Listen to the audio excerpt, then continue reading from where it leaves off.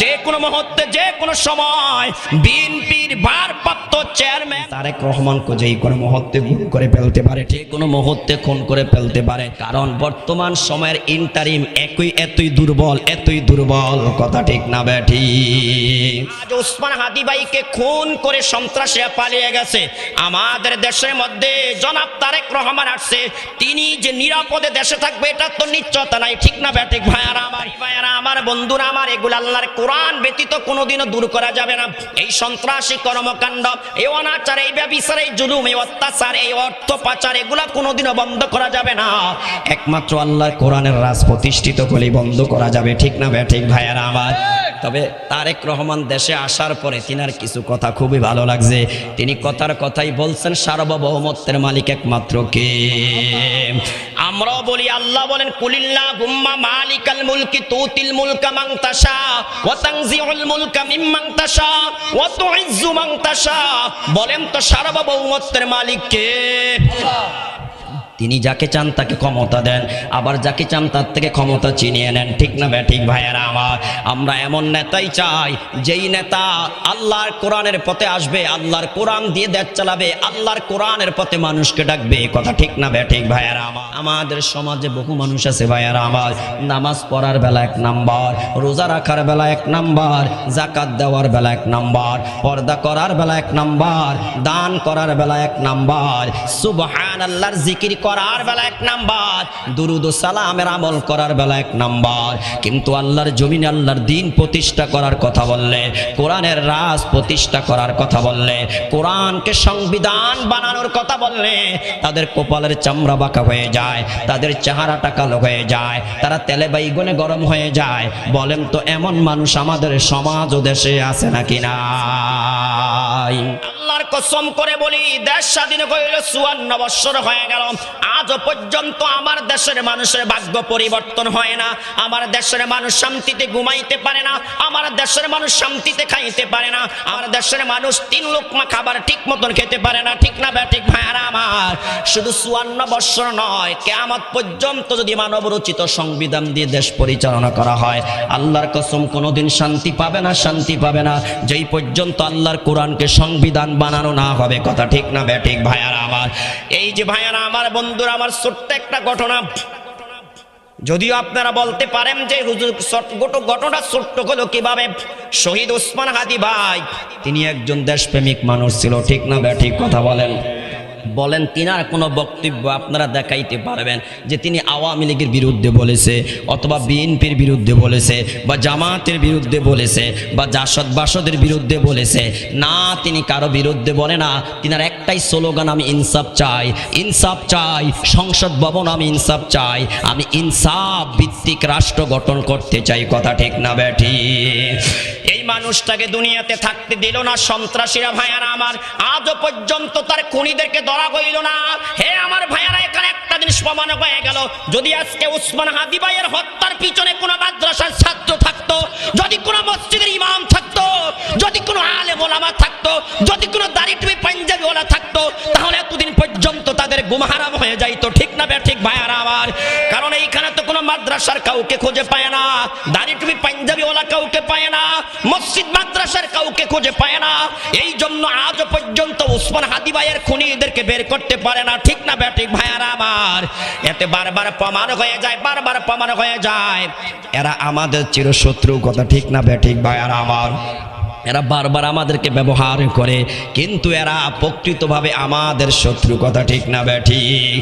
দেখেন ভাইয়ারা আমার, বন্ধুরা আমার, যেদিন ওসমান হাদি ভাই ইন্তেকাল করলেন, শাহাদাত বরণ করলেন, ওই দিন বিভিন্ন দলের লোকেরা, পতিত পেশিস্টের লোকেরা, দোসরেরা বিভিন্ন ওই গিয়ার মধ্যে ভাইয়ারা আমার, পত্রিকার কার্যালয়ের মধ্যে কি দিছে? আগুন দিছে, ভাঙচুর করছে। প্রথম আলো, তারপরে কি ডেইলি স্টার, এগুলার মধ্যে ভাঙচুর করছে। সেখানে 2-1 দাড়ি টুপি পাঞ্জাবিওয়ালা ছিল। এই একটা বিচ্ছিন্ন ঘটনাকে কেন্দ্র করে এখন আবার তারা আগের মতন ওলামায়ে কেরামদেরকে সাদা পোশাকে গ্রেফতার করা শুরু করছে, কথা ঠিক না বেঠিক? প্রথম আলো কোনোদিনও বাংলাদেশের বন্ধু নয়, ডেইলি স্টার এগুলা বাংলাদেশের বন্ধু নয়। এটা খোদ প্রধান নেত্রী শেখ হাসিনা এই লেকচার দিয়ে গেছে, ঠিক না ব্যাটিক ভাইয়ারা আমার? এরা কখনো বাংলাদেশের বন্ধু নয়, বাংলাদেশের কল্যাণ চায় না। এরা বারবার আমার দেশের আলেমদেরকে জঙ্গি বানায়, এরা বারবার ভিন্ন দেশের মানুষদেরকে আমার দেশের উপর খেপায়া দেয়, ঠিক না ব্যাটিক ভাইয়ারা আমার? এই সমস্ত পত্রিকাগুলোর প্রতিষ্ঠানের মধ্যে হামলা তো ওলামায়ে কেরাম এককভাবে করে না ভাইয়ারা আমার। অধিকাংশ মানুষ ছিল অন্য দলের, ওদের সাথে হয়তো দুই একজন দাঁড়িয়ে তুমি পাঞ্জাবিওয়ালা ছিল, কিন্তু এটাকে ইস্যু করে তারা এখন ব্যাপকভাবে আগের মতন ওলামায়ে কেরামদেরকে ধরপাকড় করতেছে, সাদা পোশাকে ধরপাকড় করতেছে। এরে ভাই ভালোভাবে মনে রাখো, আমি বারবার এই কথাটা বলি, আওয়ামী লীগ বলেছিল 41 সাল পর্যন্ত আমরা ক্ষমতায় থাকব, তারা 41 নয়, শেখ হাসিনার মরণ পর্যন্ত ক্ষমতায় থাকতে পারত যদি ওলামায়ে কেরামের কণ্ঠ চেপে না ধরতো, কথা ঠিক না ব্যাঠি? যদি আলেম ওলামার উপর যদি তারা জুলুম না করতো তাহলে তারা ঠিকই থাকতে পারতো ভাইয়ারা আমার। এই জন্য বারবার বলি, যে কেউ ক্ষমতা আসেন আমাদের কোনো আপত্তি নাই, তবে ওলামায়ে কেরামদেরকে আপনারা কি করতে যায়েন না, ওলামায়ে কেরামের উপর জুলুম করতে যায়েন না, ওলামায়ে কেরামদেরকে আপনারা বিরক্ত করিয়েন না, ওলামায়ে কেরামদেরকে আপনারা যেখানে সেখানে এটা করতে যায়েন না ভাইয়ারা আমার। এটা কিন্তু ভালো লক্ষণ নয়, এটা একেবারে খারাপ লক্ষণ, ঠিক না ব্যাঠিক কথা বলেন? ওলামায়ে কেরামের পাওয়ার হাউস হলো মদিনায়, কথা ঠিক না ব্যাঠি? এই জন্য সব জায়গায় হাত দিতে যায়েন না ভাইয়ারা আমার, সব জায়গায় হাত দিতে যায়েন না। আবার বিভিন্ন জায়গায় দেখা যাচ্ছে ওসমান হাদি ভাইয়ের জন্য দোয়া করতে গেল কিছু কিছু পাতি নেতারা বক্তাকে অ্যাটাক করে আছে নাকি না? হে আমার ভাইয়ারা, বন্ধুরা আমার, আমি আপনাদের কাছে জানতে চাই, যদি এই মুহূর্তে আপনার মৃত্যু হয়ে যায়, আপনার জন্য কি আমরা দোয়া চাইতে পারবো না? আওয়াজ দিয়ে বলেন না, দোয়া চাইতে পারবো কি পারবো না ভাইয়ারা আমার? অবশ্যই পারবো, অবশ্যই পারবো। আমরা তাকে ভালোবাসি, শুধু আমরা ভালোবাসি না, পুরো পৃথিবীর মানুষ তার জন্য কাঁদছে ভাইয়ারা আমার। ওসমান হাদি ভাইয়ের ভিডিও দেখেও মানুষের চোখের পানি ঝরে, ঠিক না ব্যাঠিক কথা বলেন? হেরে আমার ভাইয়ারা, বন্ধুরা আমার, আমার একটা কথা মনে পড়ে গেল, এরা জীবিত হাদির চেয়ে মৃত হাদিকে বেশি ভয় পায়। এই জন্য তার সোশ্যাল মিডিয়াতে যত ভিডিও ছিল সব রিমুভ করে দিতেছে, কথা ঠিক না ব্যাঠিক? হে আমার ভাইয়ারা, বন্ধুরা আমার, তিনার মতন আদর্শবান নেতা, তিনার মতন আদর্শবান নেতা আমাদের দরকার আছে নাকি নাই ভাইয়ারা আমার?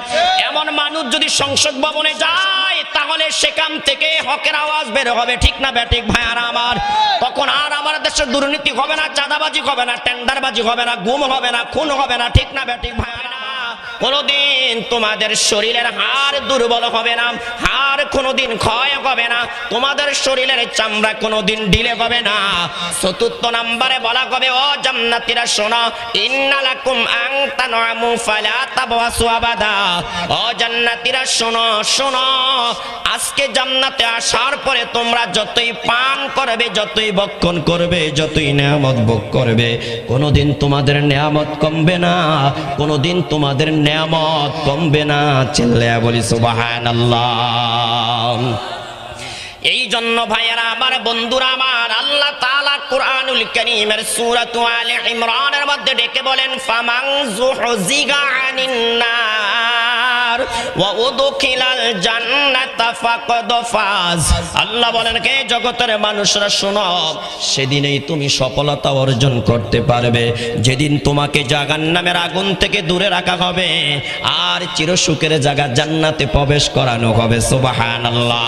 হে আমার ভাইয়েরা, পর্দার আড়ালের মা বোনেরা, আমরা মনে করি দুনিয়াতে একটা সুন্দর বাড়ির মালিক হতে পারলে, সুন্দর একটা গাড়ির মালিক হতে পারলে, সুন্দর একটা নারীর মালিক হতে পারলে আমি সফল হয়ে গেলাম। আল্লাহ বলেন, না না, এই দুনিয়ার কোনো কিছুর মধ্যে চির সফলতা নেই।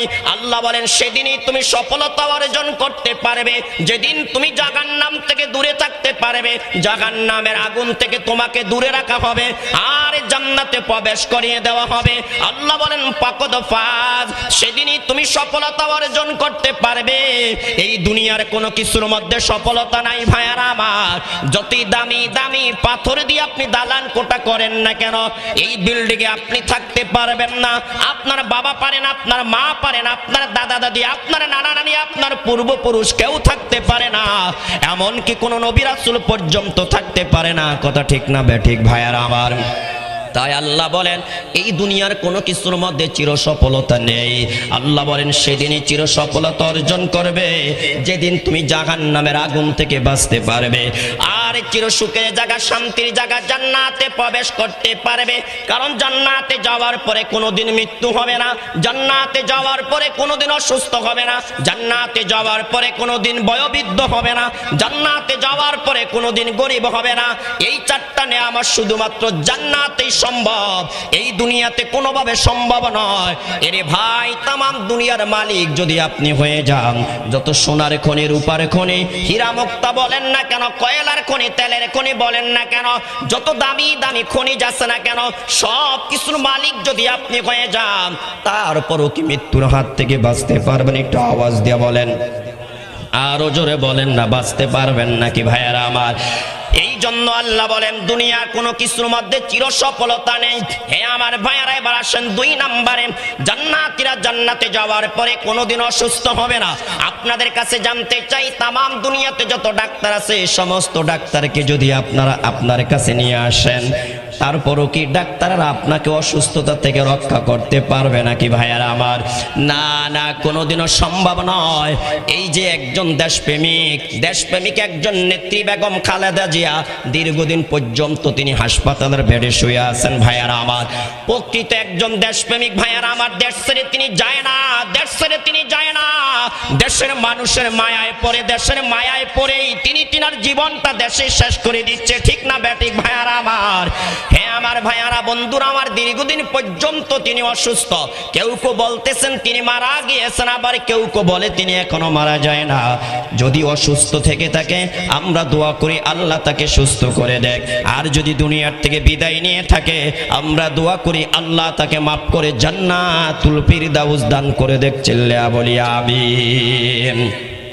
তাই ভাইয়ারা আমার, বন্ধুরা আমার, যেই কথাটা বলতেছিলাম, জান্নাতে যাওয়ার পরে কোনোদিন অসুস্থ হব না, আমি আপনাদের কাছে জানতে চেয়েছিলাম, তামাম দুনিয়ার সমস্ত ডাক্তার যদি আপনার পাশে চলে আসে, তারপরও কি আপনি অসুস্থতা থেকে বাঁচতে পারবেন নাকি ভাইয়ারা আমার? না না, কোনোদিন বাঁচা সম্ভব নয়। কিন্তু আল্লাহর হাবিব বলেন, জান্নাতীরা জান্নাতে যাওয়ার পরে আল্লাহর পক্ষ থেকে ঘোষণা আসবে, ও জান্নাতীরা শোনো, ইন্নালাকুম আন তাসিহু ফালা তাসকামু আবাদা। আজকে যে তোমরা সুস্থ হয়ে জান্নাতে প্রবেশ করেছ, আর কোনোদিন তোমরা অসুস্থ হবে না। 3 নম্বরে জান্নাতীদেরকে ডেকে বলবে, ও জান্নাতীরা, আজকে যে তোমরা 30 অথবা 33 বছরের যুবক অথবা যুবতী হয়ে জান্নাতে প্রবেশ করেছ, আর কোনোদিন তোমরা বৃদ্ধ হবে না, বৃদ্ধা হবে না। এরে ভাই, আপনাদের কাছে জানতে চাই, এই দুনিয়াতে যত ধরনের মেডিসিন আছে, সমস্ত মেডিসিন যদি আপনি সেবন করেন, পর্দার আড়ালের মা বোনেরা, এই দুনিয়াতে যত মেডিসিন আছে, সমস্ত মেডিসিন যদি আপনি সেবন করেন, তারপরও কি বলেন তো বুড়ার বুড়ি হওয়ার থেকে রক্ষা পাওয়া যাবে? ইরি ভাই, একটু আওয়াজ দিয়ে বলেন না। এখানে যারা দাড়ি পাকা বসে আছেন, বাবারা, চাচারা, জেঠারা, বলেন তো আপনারা কি ইচ্ছা করে বুড়া হয়েছেন? কেউ কি ইচ্ছা করে বুড়া হতে চায় নাকি ভাইয়ারা আমার? কিন্তু জান্নাত এমন একটা জায়গা, এমন একটা সুখের জায়গা, এমন একটা শান্তির জায়গা, আল্লাহ বলেন ওই জান্নাতে যাওয়ার পরে তোমরা কোনোদিন বুড়া হবে না, বুড়ি হবে না। একটু আল্লাহু আকবার বলেন না ভাইয়ারা আমার? কোনোদিন মানুষ কি হবে না, বৃদ্ধর বিদ্যা হবে না। এরে ভাই, আমি আপনাদের কাছে 4 নম্বরে আরেকটা প্রশ্ন করি, এই দুনিয়ার সমস্ত সম্পদের মালিক যদি আমি আর আপনি হয়ে যাই, বলেন যত খাইব, যত ব্যবহার করব, তত কমবে না বাড়বে? একটু আওয়াজ দিয়ে বলেন না, কমবে না কি বাড়বে? কিন্তু আল্লাহর হাবিব বলেন, জান্নাতীরা জান্নাতে যাওয়ার পরে রবের পক্ষ থেকে ঘোষণা দেওয়া হবে, ও জান্নাতীরা, এই জান্নাতে প্রবেশ করেছো, যত খাইবা ততই তোমাদের সেই জায়গা পরিপূর্ণ থাকবে, যত পান করবা ততই আবার পরিপূর্ণ হয়ে যাবে, যত ব্যবহার করবা তেমনই থাকবে, কোনোদিন জান্নাতের খানাও কমবে না, পানিও কমবে না। এরে ভাই, এই 4টা নেয়ামত শুধুমাত্র কেবলমাত্র জান্নাতীদের জন্যই সম্ভব, জান্নাতেই পাওয়া যাবে। এই দুনিয়ার জীবনে পাওয়া যাবে না। এই জন্য রব বলেন যেদিন তোমাকে জাহান্নামের আগুন থেকে দূরে রাখা হবে, জান্নাতে প্রবেশ করিয়ে দেওয়া হবে, সেদিনেই তুমি সফলতা অর্জন করবে। তাহলে এবার চিন্তা করার দরকার, আমি কি জান্নাতের পথে হাঁটতেছি নাকি জাহান্নামের পথে হাঁটতেছি? আমি কি জান্নাতের পথে চলতেছি না জাহান্নামের পথে চলতেছি? আমার চিন্তা চেতনা কি জান্নাতের মতন নাকি জাহান্নামীদের মতন? আমার আদর্শ কি জান্নাতি মানুষের মতন আদর্শ না জাহান্নামী মানুষদের মতন আদর্শ? বলেন তো, দুনিয়াতে থাকতে চিন্তা করার দরকার আছে নাকি নাই ভাইয়ারা আমার?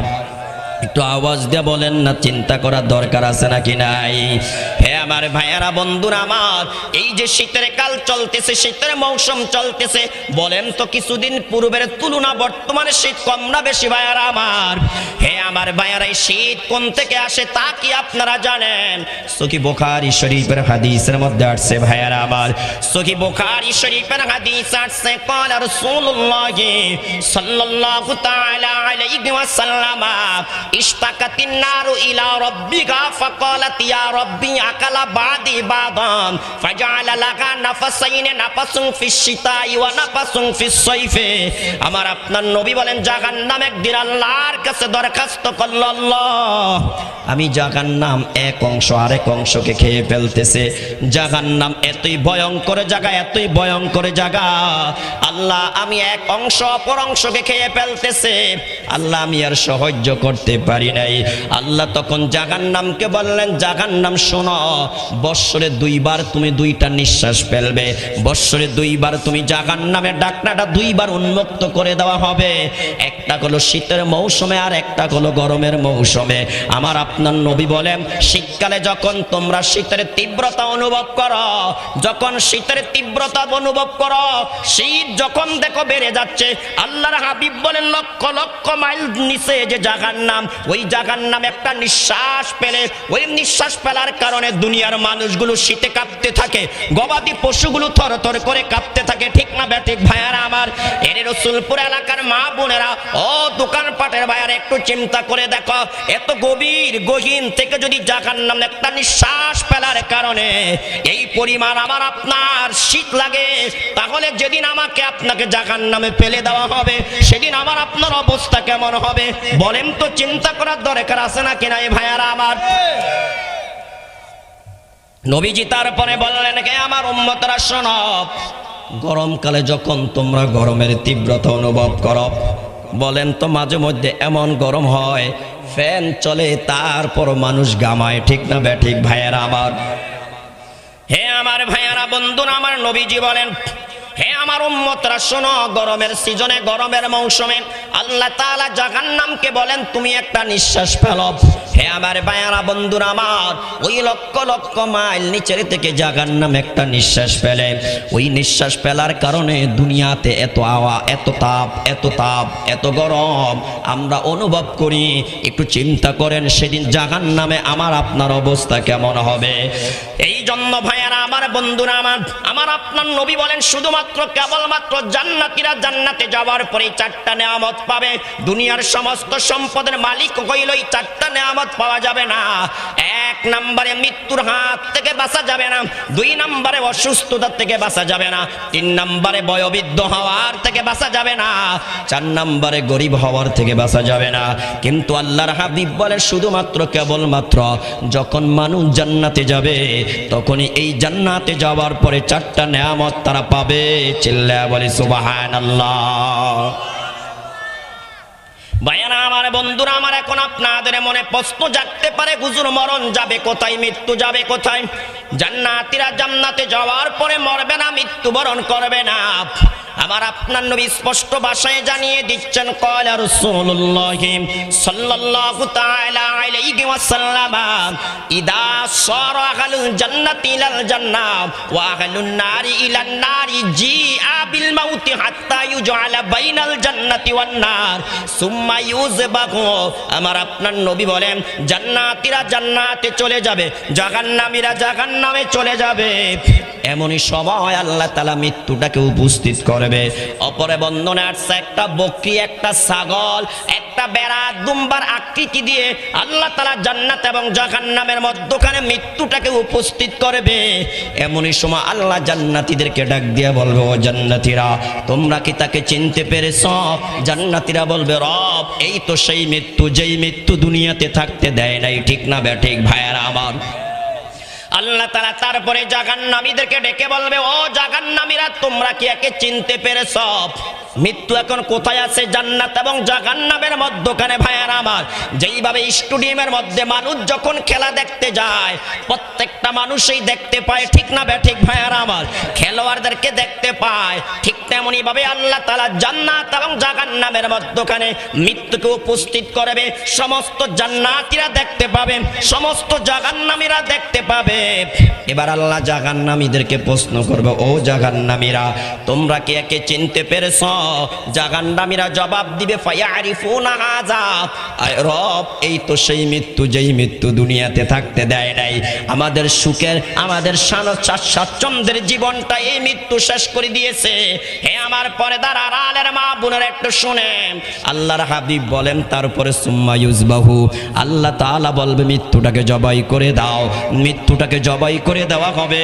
জবাই করে দিয়ে আল্লাহ তাআলা ঘোষণা করে দিবেন, ও জান্নাতীরা, আজকের পরে তোমাদের মরণ নাই। ও জাহান্নামীরা, আজকের পরে তোমাদের মরণ নাই। আমার আপনার নবী বলে, এই ঘোষণা দেওয়ার পরে জান্নাতীদের আনন্দ এত বাড়বে, এত বাড়বে। তিরমিজির অপরে বর্ণনা আসছে, নবী বলেন, আনন্দের আতিথ্যের কারণে, আনন্দের আধিক্যের কারণে যদি কেউ আত্মহত্যা করতো, ওই দিন জান্নাতীরা জান্নাতে আত্মহত্যা করতো। চিল্লায়া বলি সুবহানাল্লাহ।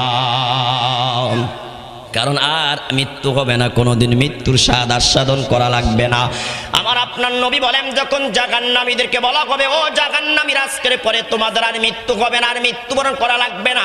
নবী বলেন, জাহান্নামীদের টেনশন এত বাড়বে, চিন্তা এত বাড়বে, পেরেশানি এত বাড়বে, তাদের দুঃখ কষ্ট এত বাড়বে। আল্লাহর হাবিব বলেন, ওই দিন যদি জাহান্নামীদের জন্য জাহান্নামের মধ্যে আত্মহত্যা করার সুযোগ থাকতো, প্রত্যেকটা জাহান্নামী জাহান্নামে আত্মহত্যা করতো। চিল্লায়া বলি নাউযুবিল্লাহ। এই যে গতকালকে থেকে অনলাইনে একটা ভিডিও ভাইরাল হচ্ছে, ভাইয়ারা আমার, এক আল্লাহর বান্দা বাইতুল্লাহর মধ্যে গেছে আত্মহত্যা করতে। চিল্লায়া বলি নাউযুবিল্লাহ। বলেন তো, ইসলামে আত্মহত্যা করা হালাল নাকি হারাম? একটু মুসলমানের আওয়াজ দিয়ে বলেন না, ইসলামে আত্মহত্যা করা হালাল নাকি হারাম? এবার আপনারা বলেন, বাংলাদেশে আত্মহত্যা করলে হারাম হবে, আর বাইতুল্লাহে যে আত্মহত্যা করলে হালাল হবে? কিরে ভাই, কথা বলেন না কেন? যেটা হারাম সেটা সব জায়গায় হারাম, ঠিক না বেঠিক ভাইয়েরা আমার? আমার আপনার নবী বলেছেন, দুনিয়ার জীবনে যে যেই জিনিস দিয়ে আত্মহত্যা করবে, সে মরার পরে জাহান্নামে সেই জিনিস দিয়ে তাকে আঘাত করতে থাকবে। আপনি যদি ছুরি দিয়ে আপনার জীবনটা শেষ করে দেন, জাহান্নামে যাওয়ার পরে আপনি ছুরি দিয়ে আপনার জীবনকে আপনি শেষ করতে থাকবেন, আপনার শরীরে ক্ষত বিক্ষত করতে থাকবেন। এই জন্য নবী বলেন, আত্মহত্যা করা হারাম। যদি কোনো ব্যক্তি ইমানদার হওয়ার পরেও আত্মহত্যাকে হালাল মনে করে আত্মহত্যা করে, ওই ব্যক্তি আবাদুল আবাদ চিরদিন জাহান্নামে থাকবে। আর যেই ব্যক্তি হারামকে হারাম মনে করে, নিজেকে নিজে কন্ট্রোল করতে না পেরে আত্মহত্যা করে, এই মানুষগুলা সাজা ভোগ করার পরে একদিন না একদিন জান্নাতে যাবে, তাতে কোনো সন্দেহ নাই। তবে ভাইয়ারা আমার, বন্ধুরা আমার, সমাজের কোনো গণ্যমান্য আলেম তাদের জানাজা পড়বে না, যাতে সমাজের অন্যান্য মানুষগুলা সংশোধন হয়ে যায় যে আমিও যদি আত্মহত্যা করি, তাহলে আমার সমাজের, আমার গ্রামের ভালো আলেম যারা, তারা আমার জানাজা পড়বে না। গণ্যমান্য মানুষ যারা, তারা আমার জানাজা আসবে না, আমার জন্য দোয়া করবে না। ও ভাইয়ারা আমার, আলোচনার বিষয় এটা নয়। বলতেছিলাম, বলেন তো, আত্মহত্যা করা ইসলামে হালাল নাকি হারাম? একটু আওয়াজ দিয়ে বলেন না, হালাল নাকি হারাম? তাই ভাইয়ারা আমার, বন্ধুরা আমার, যদি আপনার টেনশন বেশি হয়, আপনি বেশি বেশি করে ইস্তেগফারের আমল করতে থাকেন। ক্বালা রাসূলুল্লাহ সাল্লাল্লাহু তাআলা আলাইহি আলাইহি ওয়াসাল্লাম মান লাজিমাল ইস্তিগফার জাআলাল্লাহু লাহু মিন কুল্লি দিকিন মাখরাজা ওয়া মিন কুল্লি হাম্মিন ফারাজা ওয়া রাযাকাহু মিন হাইসু লা ইয়াহতাসিব। নবী বলেন যেই ব্যক্তি নিজের উপর ইস্তিগফারকে আবশ্যক করে নেয়, যেই ব্যক্তি সদা সর্বদা বেশি বেশি করে ইস্তিগফার পাঠ করে, বলুন আস্তাগফিরুল্লাহ আস্তাগফিরুল্লাহ আস্তাগফিরুল্লাহ। আমার আপনার নবী বলেন যেই ব্যক্তি অধিক পরিমাণে ইস্তিগফার পাঠ করবে, যেই নারী অধিক পরিমাণে ইস্তিগফার পাঠ করবে, আল্লাহ তাআলা তার যত ধরনের সংকীর্ণতা আছে সব দূর করে দিবে। 2 নম্বরে যত টেনশন আছে, যত চিন্তা আছে, যত দুশ্চিন্তা আছে, পেরেশানি আছে, আল্লাহ সব দুশ্চিন্তা দূর করে দিবে। 3 নম্বরে আবার আপনার নবী বলেন আল্লাহ তাকে এমন জায়গার থেকে রিজিকের ব্যবস্থা করে দিবে যেটা সে কোনোদিন কল্পনা করে না। চিল্লায়া বলি সুবহানাল্লাহ। আমাদের সমাজে বহু মানুষ আছে হুজুর টেনশন, এই জন্য মোমবাতি টানি। কথা কন না, টেনশন এখানে কি টানে বলেন না? মোমবাতি বুঝেননি আপনারা? হ্যাঁ ওই যে বুঝেন আপনারা। ভাইয়ারা আমার, বন্ধুরা আমার, টেনশন দূর করার জন্য মোমবাতি নয়, আগরবাতি নয়, করিম বিড়ি নয়, কিস্তি বিড়ি নয়, আলি বিড়ি নয়, সিগারেট নয়, ঠিক না ব্যাঠিক ভাইয়ারা আমার? ইসলাম এমন একটা ধর্ম, আল্লাহ এবং তার রাসূল এখানে সমাধান দিয়েছে। যদি তোমার টেনশন বেড়ে যায়, বেশি বেশি করে ইস্তিগফার করো, বেশি বেশি করে ইস্তিগফার করো, তাহলে আল্লাহ তোমার টেনশন দূর করে দিবে। ওয়াদাটা কার? আওয়াজ দিয়ে বলেন ওয়াদা কার? তাই ভাইয়ারা আমার, বন্ধুরা আমার, এই দুনিয়াতে থাকতে চাই 4টি নিয়ামত অর্জন করা কোনোভাবে সম্ভব নয়, কিন্তু জান্নাতে যাওয়ার পরে অটোমেটিক এই 4টা নিয়ামত পাওয়া যাবে। এই 4টা কথা নিয়ে বাড়িতে যান। 1 নম্বরে জান্নাতীদের মরণ হবে না, 2 নম্বরে জান্নাতীরা অসুস্থ হবে না, 3 নম্বরে জান্নাতীরা বুড়ার বুড়ি হবে না, 4 নম্বরে জান্নাতীদের নিয়ামত কোনোদিন কমবে না, জান্নাতীরা গরিব হবে না। সেই জান্নাতে যেতে আমাদের মনে চায় কি চায় না? চায় না মনে?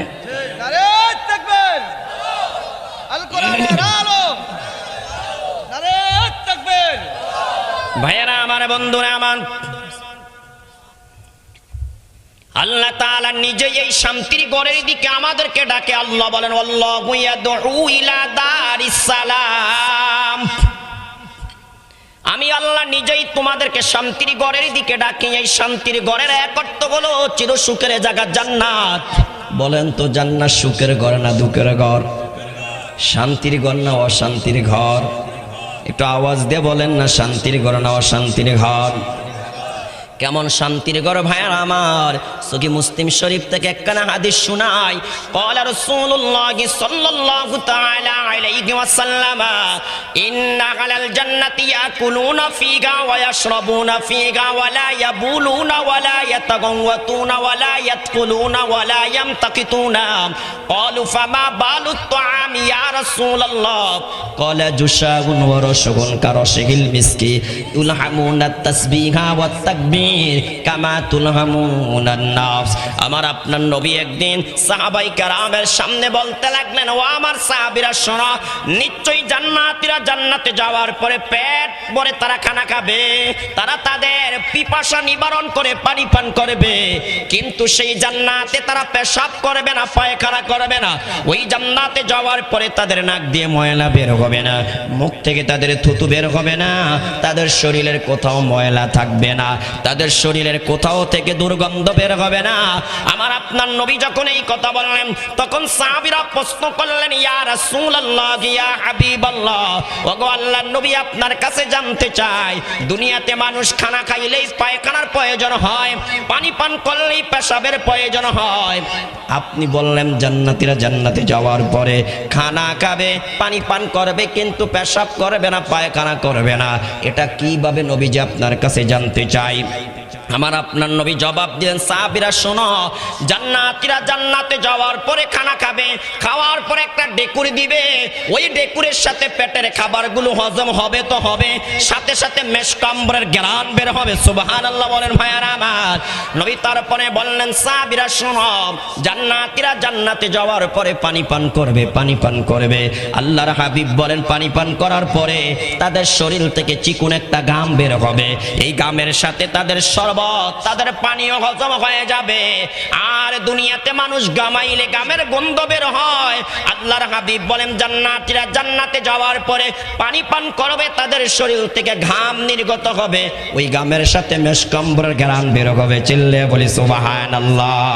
তাহলে ভাইয়েরা আমার, বন্ধুরা আমার, জান্নাত কত সুখের জায়গা, কত শান্তির জায়গা, যেখানে যাওয়ার পরে মানুষ খাইবে কিন্তু পেশাব করা লাগবে না, মানুষ পান করবে পায়খানা করা লাগবে না, যত ইচ্ছা তত খাবে, যত ইচ্ছা তত পান করবে, কিন্তু পেশাব করা লাগবে না, পায়খানা করা লাগবে না। ভাইয়ারা আমার, ও আমার পর্দার আড়ালের মা বোনেরা, এই দুনিয়াতে নাস্তা তৈরি করতে হলে আপনাকে চুলার কাছে যেতে হয়, আপনাকে আটার খামিরা তৈরি করতে হয়, কত প্রস্তুতি নিতে হয়, ঠিক না বেঠিক ভাইয়ারা আমার? কিন্তু জান্নাত এমন একটা সুখের জায়গা যেখানে যাওয়ার পরে রান্না করা লাগবে না, যেখানে কোনো রান্নাঘরের প্রয়োজন নাই, যেখানে কোনো চুলার প্রয়োজন নেই, যেখানে কোনো কিছু আয়োজন করার প্রয়োজন নেই। আল্লাহ বলেন মা তাশতাহি আনফুসুকুম ওয়া লাকুম ফিহা মা তাদউন। শুধু কল্পনা করবা, এখন আমার কি করতে মনে চায়, গরুর কলিজার বুনা খেতে মনে চায়। আল্লাহ বলেন কল্পনা করবা, সামনে আসতে দেরি হবে না।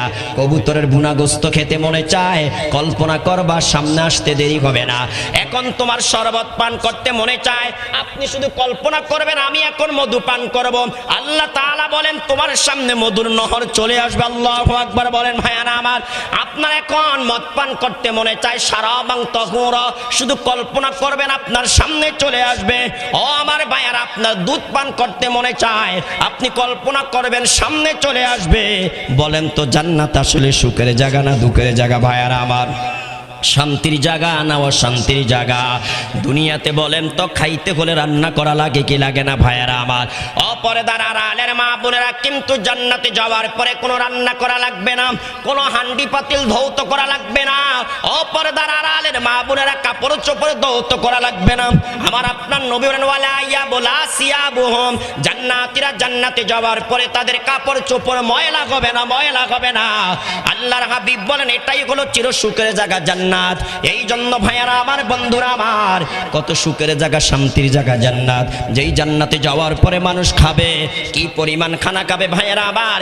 মুস্তাদে আহমদের বর্ণনা আছে, আমার আপনার নবী বলেন 100 জন মানুষ যেই পরিমাণ খানা খাবে, 100 জন মানুষ যেই পরিমাণ পানি পান করবে, একজন জান্নাতি একাই জান্নাতে সেই পরিমাণ খানা খাবে, সেই পরিমাণ পানি পান করবে। বলে সুবহানাল্লাহ। তাই ভাইয়ারা আমার, বন্ধুরা আমার, একটাবার চিন্তা করে দেখেন জান্নাত কত সুখের জায়গা, কত শান্তির জায়গা। আল্লাহ বলেন যেমন মনে চায় তেমন খাইবা, যা মনে চায় তা পান করবা, কিন্তু পেশাব করা লাগবে না, পায়খানা করা লাগবে না। একটু চিন্তা করে দেখেন দুনিয়াতে যখন আমার আপনার পেশাবের বেগ হয়, যদি যথা সময়ে যদি এগুলা পেট থেকে বের করা না যায়, বলেন তো কি পরিমাণ অশান্তি লাগে ভাইয়ারা আমার? একটু বলেন না কি পরিমাণ অশান্তি লাগে? যতই জ্বর তুফান হোক না কেন, যতই বিজলি চমকাক না কেন, যতই বজ্রপাত হোক না কেন, যতই ঠাডা মারক না কেন, বলেন তো এটার থেকে কোনোভাবে কি বন্ধ রাখা যাবে? কিরে ভাই কথা বলেন না কেন? যতক্ষণ পর্যন্ত পেট থেকে এগুলা নির্গত হবে না হবে, ততক্ষণ পর্যন্ত সুখ পাওয়া যায় না, ঠিক না ঠিক ভাইয়ারা আমার? কিন্তু আল্লাহর হাবিব বলেন জান্নাতে যাইবা, খাইবা, পান করবা, কিন্তু পেশাব করা লাগবে না, পায়খানা করা লাগবে না, শুধু ডেকুর দিবা, শরীর থেকে ঘাম বের হবে, সব তোমার হজম হয়ে যাবে। চিল্লায়া বলি সুবহানাল্লাহ। তাহলে বলেন তো সেই জান্নাতে যাওয়ার জন্য আমাদের প্রস্তুতি নেওয়ার দরকার আছে নাকি নাই ভাইয়ারা আমার? একটু আওয়াজ দিয়ে বলেন না, দরকার আছে নাকি নাই? হ্যাঁ আমার ভাইয়ারা, পানি পান করতে গেলে আমাকে টিউবওয়েলের কাছে যেতে হয়, পানির পাত্রের কাছে যেতে হয়, কিন্তু জান্নাতে যাওয়ার পর আপনি কল্পনা করবেন, কল্পনা করতে দেরি আপনার সামনে আসতে দেরি হবে না। আল্লাহ তাআলা বলেন মাসারুল জান্নাতিল্লাতী উইদাল মুত্তাকুন ফিহা আনহারুম মিন মাইন গায়রি আসিন ওয়া আনহারুম মিন লাবানিল লাম ইয়াতাগায়্যার তা'আমুহু ওয়া আনহারুম মিন খামরিল লাযযাতিল লিশ-শারিবিন ওয়া আনহারুম মিন আসালিম মুসাফফা। আল্লাহ বলেন যারা মুত্তাকি হবে তাদের জন্য আমি আল্লাহ যেই জান্নাতটা রেডি করে রেখেছি, ওই জান্নাতের দৃষ্টান্তগুলো এমন। আল্লাহ বলেন সেই জান্নাতে একটা স্বচ্ছ পানির নদী থাকবে, যেই পানির মধ্যে কোনো আর্সেনিক থাকবে না, কোনো ময়লা থাকবে না। আল্লাহ বলেন মিম্মা ইন গায়রি আসিন, গায়রি আসিন, যেই পানির মধ্যে কোনো আর্সেনিক থাকবে না, কোনো ময়লা থাকবে না, কোনো ঝামেলা থাকবে না। আল্লাহ বলেন এমন স্বচ্ছ পানির একটা নদী আমি আল্লাহ জান্নাতে ব্যবস্থা করে রেখেছি। সুবহানাল্লাহ বলেন না ভাইয়ারা আমার। আল্লাহ তাআলা 2 নম্বরে বলেন আমি আল্লাহ জান্নাতীদের জন্য এমন একটা দুধের নদীর ব্যবস্থা করে রেখেছি যেই দুধের স্বাদ লাম ইয়াতাগায়্যার তা'মুহু, কোনোদিন পরিবর্তন হবে না। এরে মা বোনেরা, সকালবেলা যদি দুধ গরম করে সিকায় রেখে দাও, বিকালবেলা দুধের স্বাদ নষ্ট হয়ে যায়। ভাই বলেন কথা ঠিক না ঠিক? কিন্তু আল্লাহ বলেন জান্নাতীদের জন্য আমি আল্লাহ জান্নাতে এমন একটা দুধের নদীর ব্যবস্থা করে রেখেছি যেই দুধের স্বাদ কোনোদিন পরিবর্তন হবে না, যেই দুধের স্বাদ কোনোদিন পরিবর্তন হবে না, পরিবর্তন হবে না। আল্লাহ 3 নম্বরে বলেন এমন একটা মদের নদীর ব্যবস্থা করে রেখেছি যেই মদ পান করলে শুধু মজা পাওয়া যাবে, মজা পাওয়া যাবে।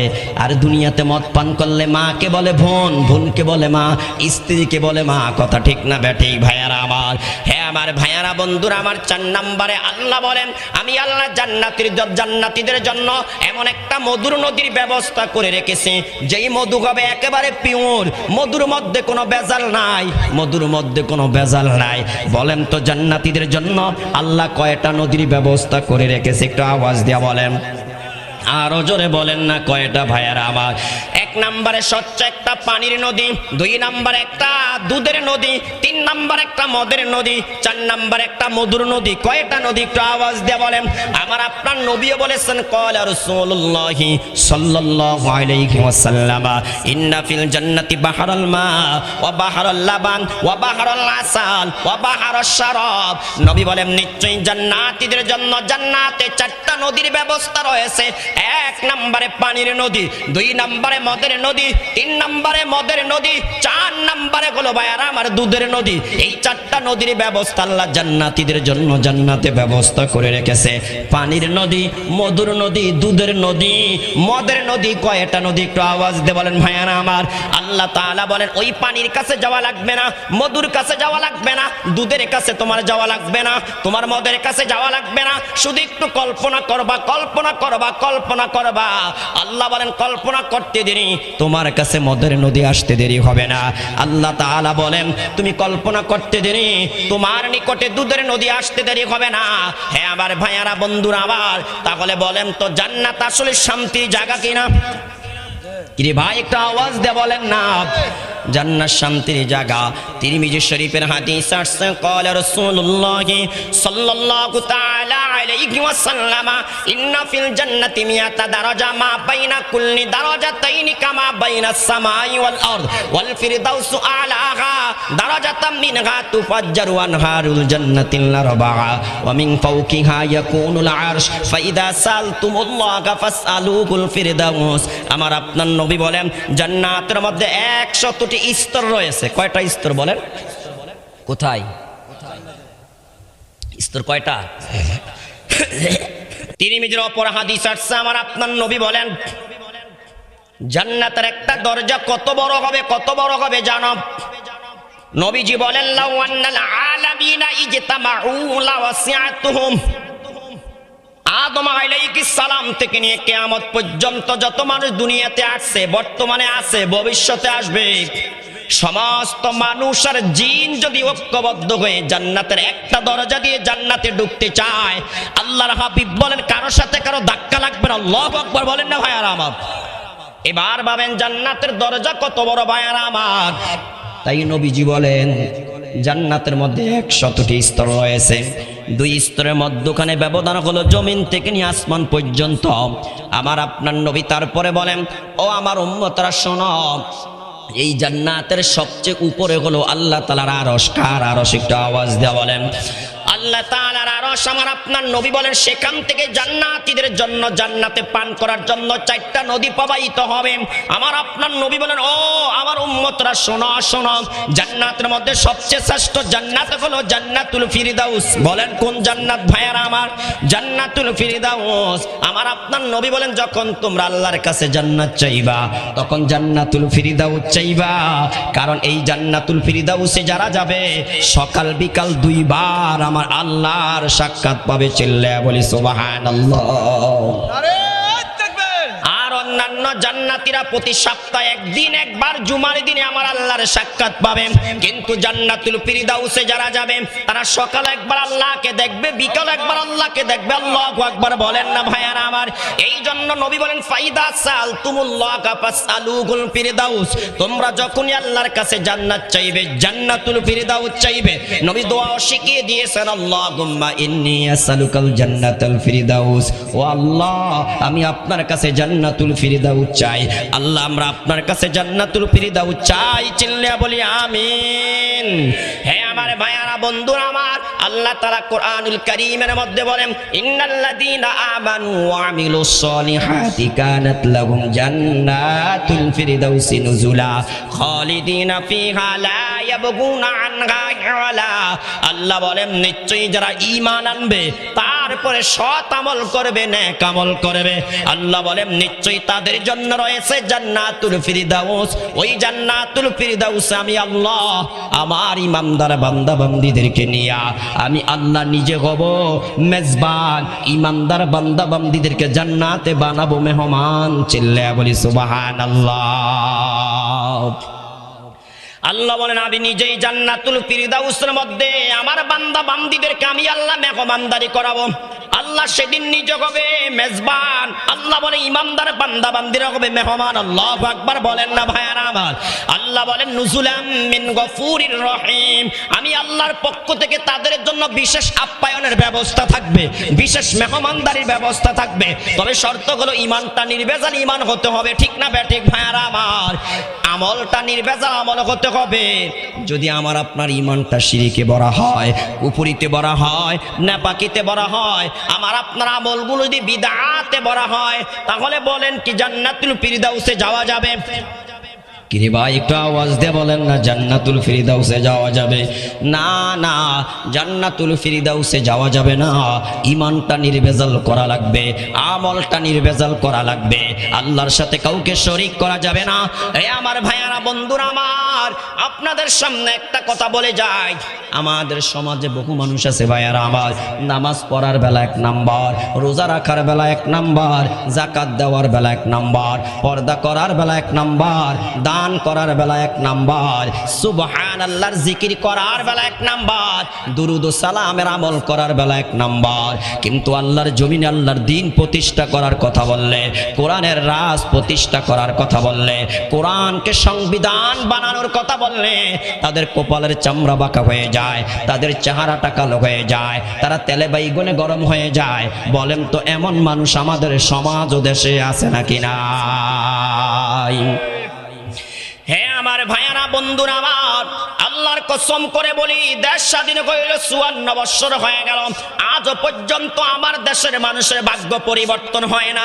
আমার দেশের মানুষ শান্তিতে ঘুমাইতে পারে না, আমার দেশের মানুষ শান্তিতে খাইতে পারে না, আমার দেশের মানুষ ৩ লোকমা খাবার ঠিক মতন খেতে পারে না। ঠিক না বেঠিক ভাইয়ারা আমার?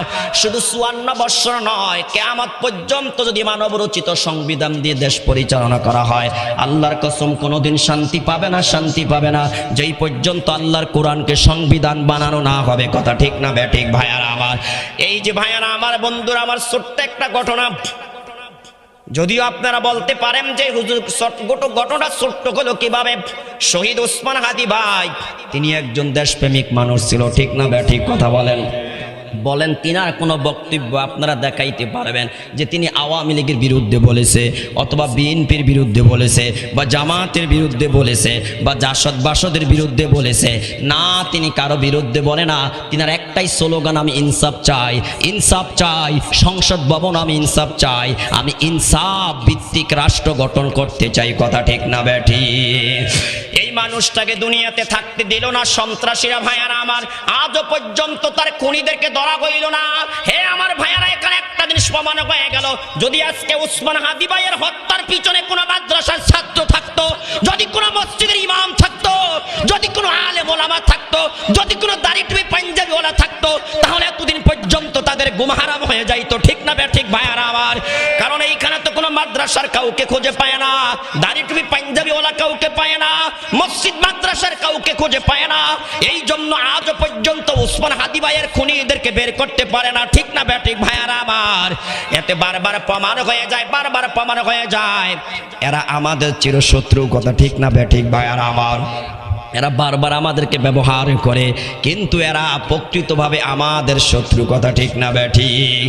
দেখেন ভাইয়ারা আমার, বন্ধুরা আমার, যেদিন ওসমান হাদি ভাই ইন্তেকাল করলেন, শাহাদাত বরণ করলেন, ওই দিন বিভিন্ন দলের লোকেরা পতিত পেশিস্টের লোকেরা, দোসরেরা বিভিন্ন ওই গিয়ার মধ্যে ভাইয়ারা আমার পত্রিকার কার্যালয়ের মধ্যে কি দিছে, আগুন দিছে, ভাঙচুর করছে। প্রথম আলো, তারপরে কি ডেইলি স্টার, এগুলার মধ্যে ভাঙচুর করছে। সেখানে দুই একজন দাড়ি টুপি পাঞ্জাবিওয়ালা ছিল। এই একটা বিচ্ছিন্ন ঘটনাকে কেন্দ্র করে এখন আবার তারা আগের মতন ওলামাই কেরামদেরকে সাদা পোশাকে গ্রেফতার করা শুরু করছে, কথা ঠিক না ঠিক ভাইয়ারা আমার, বন্ধুরা আমার।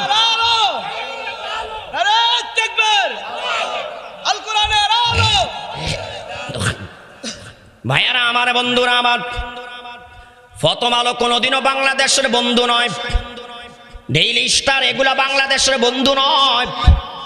এটা খোদ প্রধান নেত্রী শেখ হাসিনা এই লেকচার দিয়ে গেছে, ঠিক না ঠিক ভাইয়ারা আমার। এরা কখনো বাংলাদেশের বন্ধু নয়, বাংলাদেশের কল্যাণ চায় না। এরা বারবার আমার দেশের আলেমদেরকে জঙ্গি বানায়, এরা বারবার ভিন্ন দেশের মানুষদেরকে আমার দেশের উপর খেপাইয়া দেয়, ঠিক না ঠিক ভাইয়ারা আমার।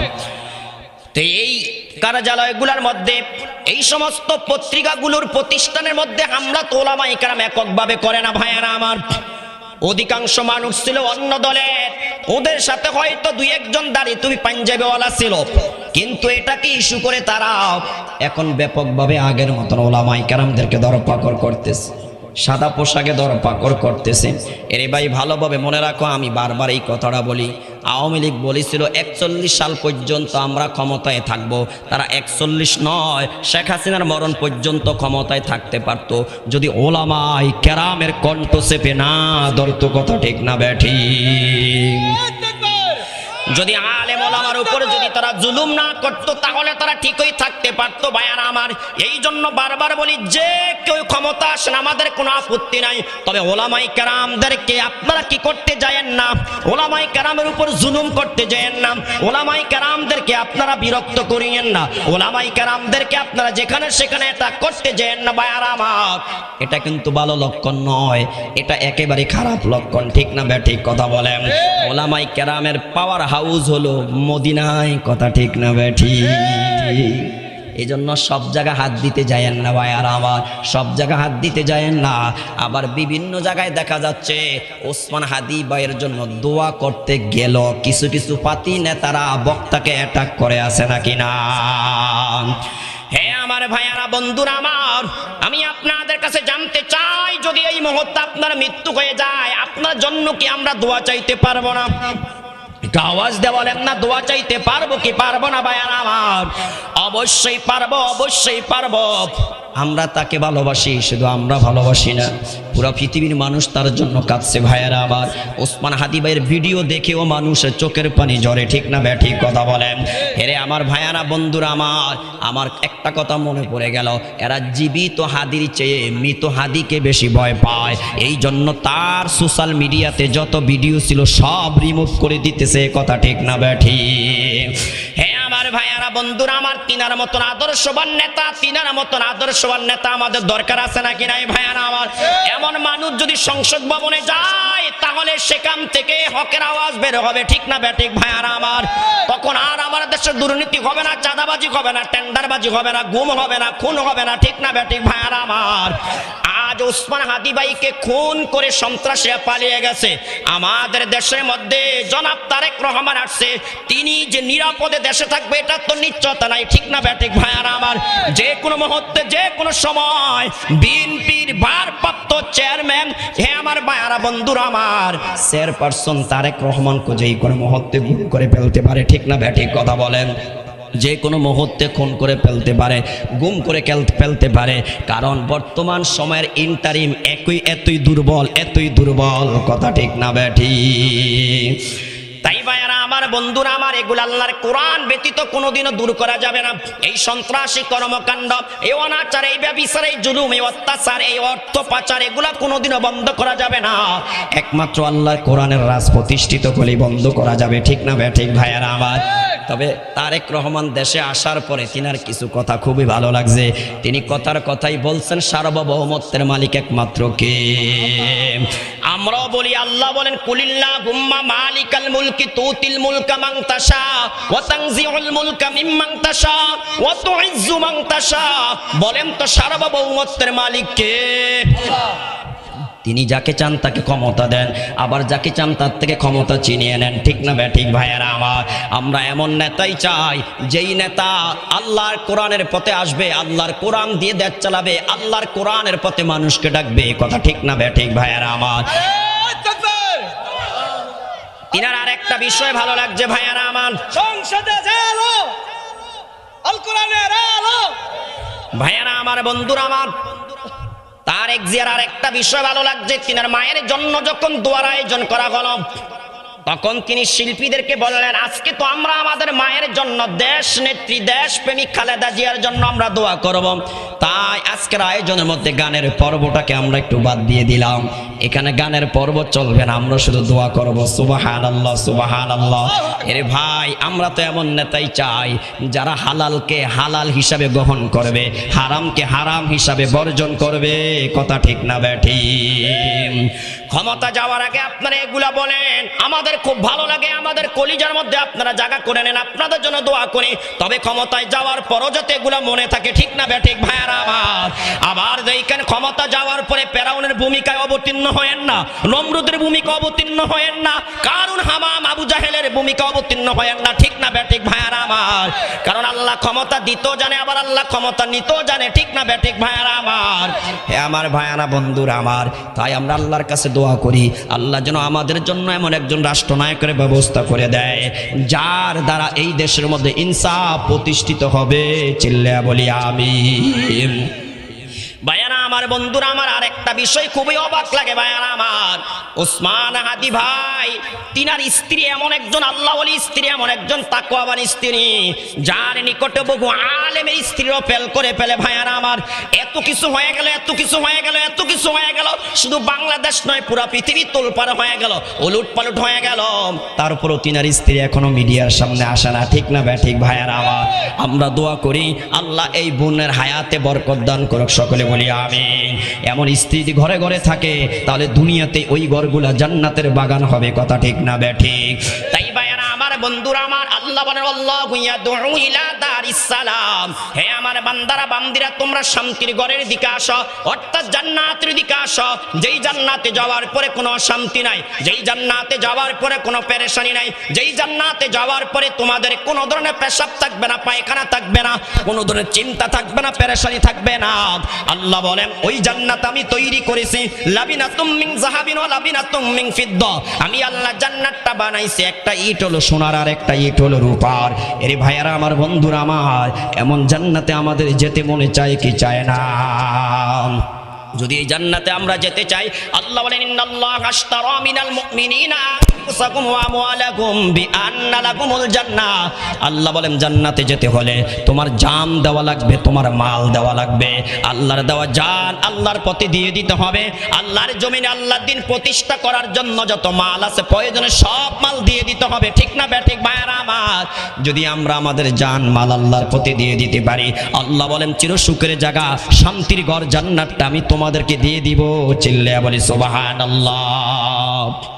হুজুর চলে আসছে, আমি আর কথা বাড়াচ্ছি না, এখানে শেষ করছি। সুবহানাকা।